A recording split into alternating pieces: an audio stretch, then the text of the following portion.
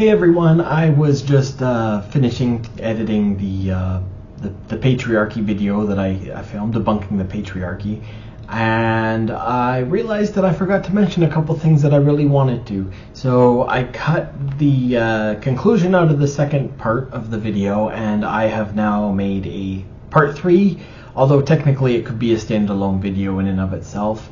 Links in the description for both part 1 and 2 if this is the first video you've seen. But like I say, this can be a standalone video if you only want to watch this as well. Hope you enjoy. Bye. If you as a person can complain about your oppression, how oppressed really are you? I know in countries where people are really oppressed, and that includes both men and women, most of those countries, if you complain, you're either taken off the census, sometimes in very creative ways, or you may be thrown into something, you may disappear and be thrown into a labor camp and basically worked until you expire. Obviously I don't want to go further than that with detail because YouTube, but that generally happens. So if you can actually complain about something, how oppressed really are you would be my first point. And there are many real world examples right now of places in the world that oppress both men and women. Just off the top of my head, the first two that always come to mind are North Korea and China. But there are many others, and you can look those up yourselves. But just to talk about North Korea, for example, and we really in North America don't understand what real oppression is anymore, and there's a reason for that, which I'll highlight in a second. But like for instance, in North Korea, if you complain about the leader, you're done. It's over for you, off the census. There's no word in North Korea for love. There's no word for I or me or any other pronoun that would suggest you are separate from everyone else. The government in North Korea takes basically all of the food that everyone makes. So people have to literally every day go out into the fields and catch like insects in order to get enough protein to survive to the next day. People regularly freeze to death in North Korea in the winter, and if you do escape, if you're lucky enough to be one of the few that escapes North Korea, anyone you know that is still in North Korea gets punished, and I believe it's to like the 5th degree, so it's not just like your family, it's your family, your friends, their friends, and their friends, like that, and they all get punished, and there's many ways that they could be punished, least of which is to be taken off the census. I'm not going to go into it any more than that. YouTube. But that's a thing, and if you want to learn more, there's a few examples on YouTube now of people who have escaped that have told their story, and it sickens me to learn about this, and I didn't actually even know how bad North Korea was until I started watching these people doing these interviews, which leads me to something that's happening in North Korea, North America right now, in US, Canada, parts of Europe as well. And that's, we really don't understand what oppression is anymore. There's a reason for this, and it's, in a way it's good for us, but in a way it's very bad for us at the same time. And the reason for this is because we really haven't had any significant challenges in North America for a while, and it's made everyone very complacent and very soft. Things have been very good for us over here, and so we have become very soft people. Really, I believe that humans should have a little bit of hardness to them because they have to deal with challenge.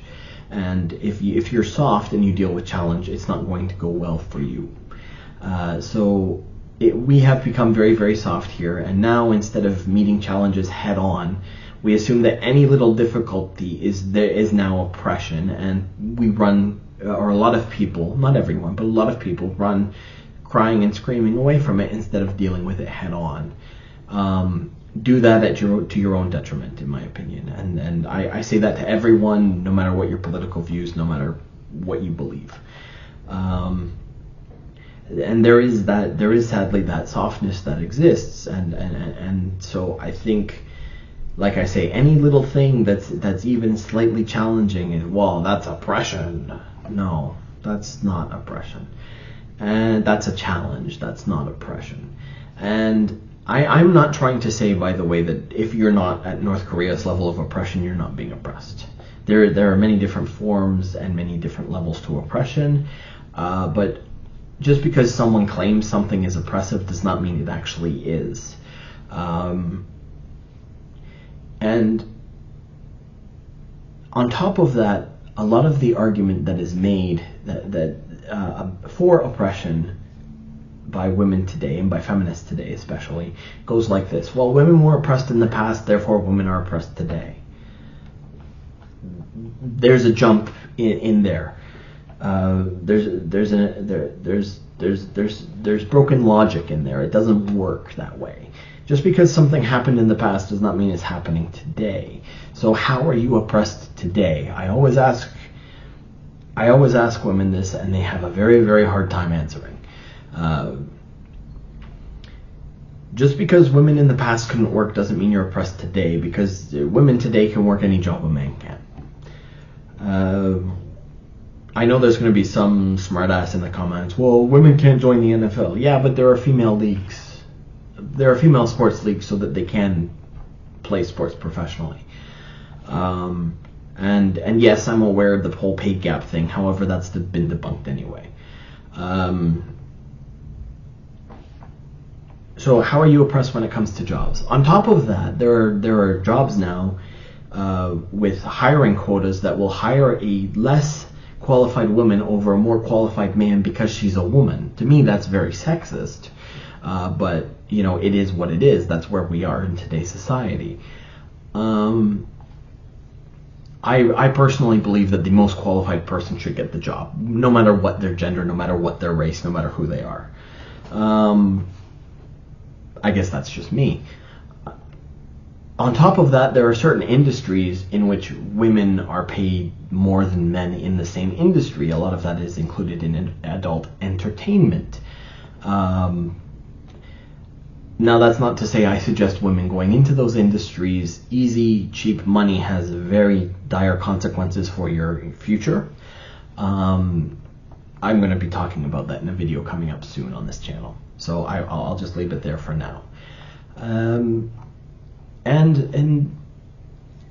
what law today is there that protects a man that doesn't protect a woman?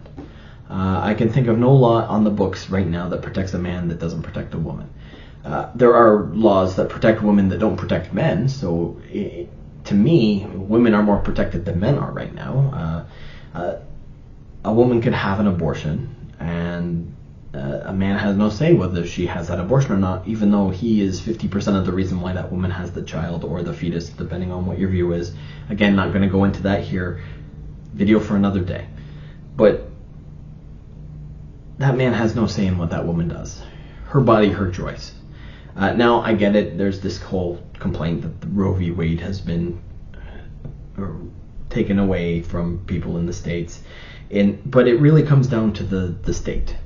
And if you live in a state that doesn't allow abortion, you can go to a state that does and get an abortion. On top of that, if you don't like where you're living because of laws that exist there, you have the right to move to a different state. There's nothing the government can do to stop you from moving to a different state. There are slight nuances to that if you're, like if you've been charged with something, etc. But generally speaking, most people are very free to move to a different part of the U.S. where they prefer the laws. So that's your choice.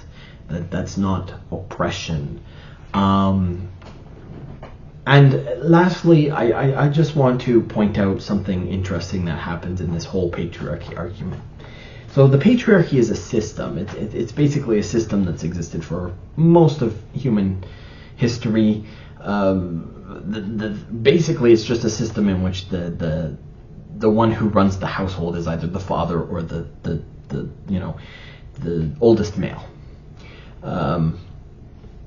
And of course, like lineages pass through the male bloodline. But it's that system. And so I have asked women, and I've seen this happen on other podcasts and stuff like this, when they're debating patriarchy. And the question is, what if it's a queen? What if the queen is being... what if the queen is oppressing her people?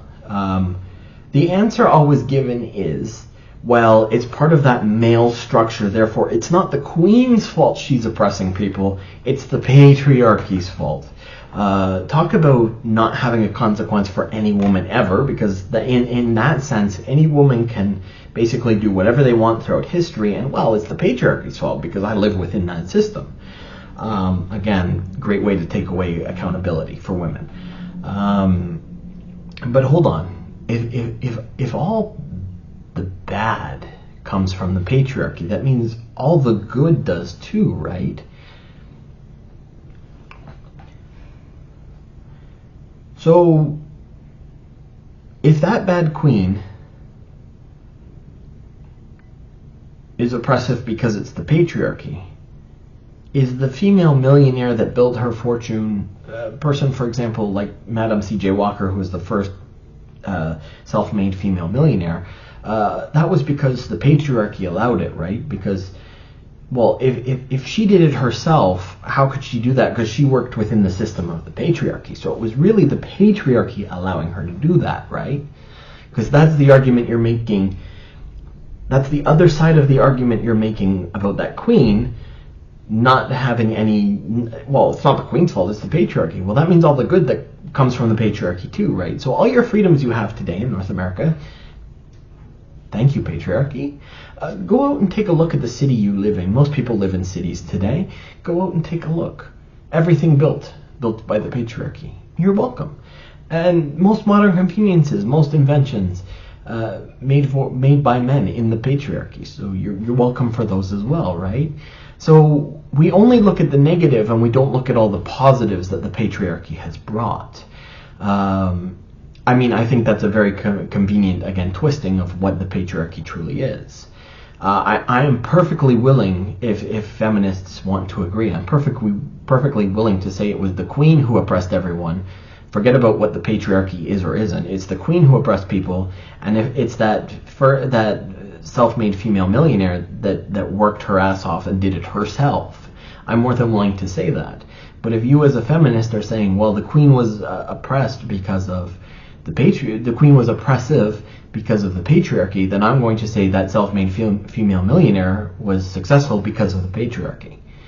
So that's on you to decide how you want to move forward.